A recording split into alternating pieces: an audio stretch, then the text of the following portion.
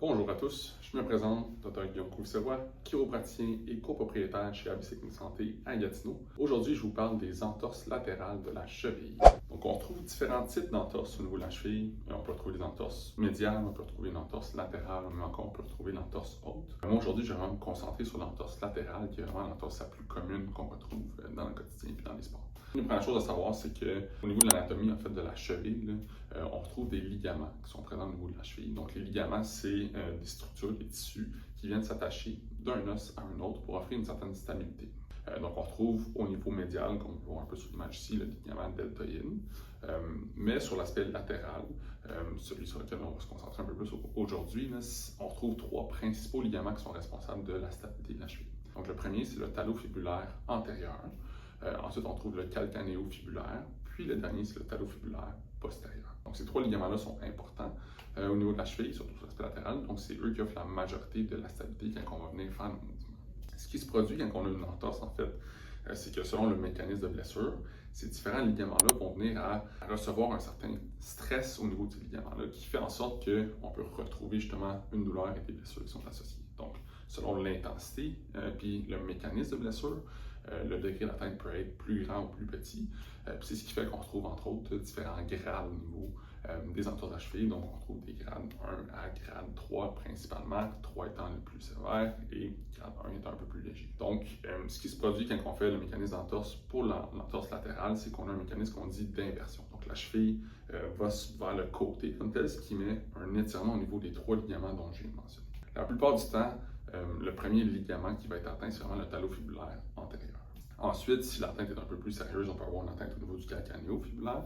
Puis, dernièrement, dépendamment encore une fois du degré d'atteinte, on peut avoir aussi une atteinte du talofibulaire postérieur. C'est vraiment une question de mécanisme de blessure puis de gravité de la blessure également qui fait en sorte qu'on retrouve justement une atteinte de un ou plusieurs de ces ligaments-là. Okay? Puis, ce qu'on peut retrouver aussi au niveau des ligaments, c'est soit un phénomène d'élongation, donc d'étirement. On peut aussi retrouver un phénomène de déchirure qui peut être partielle et même une déchirure complète dans les cas les plus sérieux. C'est vraiment important de quantifier un peu plus le degré d'atteinte comme tel par les différents tests, par les différents mouvements qu'on va faire plus en clinique. Donc, une des choses les plus importantes qu'on veut faire en fait en clinique avec une entorse de la cheville, c'est déterminer si c'est vraiment une entorse de la cheville ou s'il n'y a pas quelque chose d'un peu plus sérieux ou un peu plus grave sous-jacent, comme par exemple une fracture. Un des outils principaux qu'on peut utiliser pour s'aider justement dans ce processus-là, c'est la règle d'Ottawa. Donc, c'est une règle qui est quand même assez sensible, qui nous permet justement de déterminer ou nous aider dans la décision quant à si c'est nécessaire d'aller passer de l'imagerie supplémentaire comme la radiographie pour avoir un peu plus d'informations puis éliminer les choses plus graves. La règle d'Ottawa s'applique autant pour la prise de radiographie au niveau de la cheville, mais également au niveau du pied. Donc, on retrouve certains critères qui sont communs, puis d'autres qui vont être un peu séparés. En gros, c'est un peu le même principe. Donc, le premier critère comme tel, qui s'applique pour les deux situations, c'est d'avoir une incapacité à pouvoir faire 4 pas de suite, donc de pouvoir marcher, faire la mise en charge, soit directement après l'incident, ou lorsque la personne va se présenter à l'urgence ou dans le bureau du professionnel de la santé. Ensuite, pour la cheville, si on retrouve une certaine douleur à la palpation, surtout du dernier 6 cm postérieur, autant de la malléole médiale que de la malléole latérale, là, à ce moment-là, on va vouloir prendre une radiographie de la cheville. Puis, pour le pied, c'est plus on a une douleur à la palpation de la base du 5e métatarse et également au niveau du naviculaire. Donc, dans toute situation-là, si on a la présence d'un de ces différents critères-là, on va vouloir prendre une radiographie soit de la cheville ou du pied, dépendamment de la situation puis de l'endroit de la douleur comme tel. Mais c'est un outil qui est très sensible justement pour pouvoir nous déterminer si oui ou non il y a une fracture qui est présente ou en fait si c'est nécessaire d'aller prendre la radiographie surtout. Une fois qu'on va avoir éliminé dans le fond les blessures qui peuvent être un peu plus sérieuses comme une fracture, puis qu'on a bien devant nous une entorse, ce qu'on va vouloir faire en fait c'est appliquer le même principe qu'on va appliquer sur la plupart des blessures traumatiques musculo-squelettiques aiguës, donc le fameux Peace and Love. Donc, pour faire un peu du pouce sur le E du Peace and Love à la fin, donc la portion d'exercice, je vais maintenant vous montrer un peu certains exercices qu'on peut vous donner en clinique pour vous permettre d'avoir une meilleure récupération puis une réhabilitation qui est optimale. Donc, les différentes sphères qu'on va toucher, la première, c'est ce qui est plus en lien avec la mobilité. Ensuite, on va toucher un peu à certains exercices de renforcement. Puis, je vais donner aussi un exemple pour de la proprioception. Okay? Donc, ce qui est important à considérer aussi avec les exercices, c'est que dès qu'on est en mesure d'éliminer en fait les choses qui sont plus graves comme les fractures, mais dès qu'on est en mesure aussi de mettre de la mise en charge et de bouger la cheville, on veut le faire le plus tôt possible pour essayer de limiter les pertes qu'on va avoir, que ce soit dans nos habitudes de mouvement, mais aussi dans les pertes fonctionnelles qu'on peut retrouver. Donc, le premier exercice qu'on va aller faire, c'est un exercice de mobilité. Donc, c'est un exercice que j'aime bien donner aux gens, surtout en début de soin, pour retrouver un peu plus rapidement les amplitudes de mouvement dans toutes les directions. Le nom de l'exercice, c'est l'alphabet ou l'ABC. Ce qu'on va viser à faire, ça va être de s'imaginer que la pointe de notre pied ici, où est-ce que les orteils, ça représente la pointe d'un crayon. Okay? Donc, ce qu'on veut faire, c'est dessiner chacune des lettres de l'alphabet en majuscule avec notre pied dans chacune des directions, mais toujours dans ce qui va rester tolérable au niveau du mouvement. Le but, c'est vraiment d'aller justement désensibiliser puis commencer à stimuler le pied un petit peu, les différents tissus dans toutes les directions, mais sans qu'il y ait de mise en charge impliquée. On vise à faire l'alphabet au complet à 3 reprises dans une journée, puis on fait ça à pas mal tous les jours comme tel pour essayer de justement retrouver notre mobilité adéquate. Le deuxième exercice qu'on va aller faire, c'est aussi un exercice de mobilité. Puis pour celui-là, ce qu'on va faire, c'est qu'on va se concentrer un peu plus sur l'aspect de la dorsiflexion de la cheville, donc lorsqu'on vient remonter la cheville vers le haut, comme ça ici.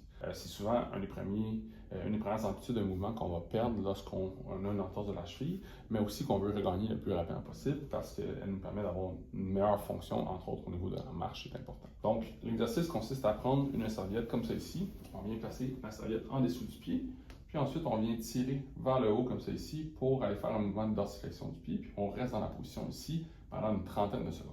On veut toujours jouer dans un niveau qui va être tolérable, donc on veut rester en haut d'un 3 ou 4 sur 10 de douleur. Si c'est en haut de ça, on pousse un peu trop, on veut essayer de diminuer un petit peu l'intensité. Le but, c'est vraiment d'aller chercher l'amplitude le plus rapidement possible, tout en restant tolérable, bien entendu, au niveau des symptômes. Donc, on peut faire l'exercice à 3 répétitions de 30 secondes, puis on peut faire ça à tous les jours. Le troisième exercice, lui, représente plus un exercice de renforcement. Donc, pour celui-là, on va pouvoir utiliser un élastique comme ça ici, qu'on va pouvoir venir placer au niveau du pied. Notre but, ça va être d'aller solliciter les 4 principaux mouvements au niveau de la cheville, donc flexion plantaire, dorsiflexion, donc flexion plantaire, dorsiflexion, inversion et éversion. Okay? Donc, pour ce faire, disons que je commence avec le mouvement de flexion plantaire, je viens chercher une tension au niveau de mon élastique et ensuite je viens pointer vers le bas. Je garde ici pendant 2-3 secondes, je remonte et je recommence.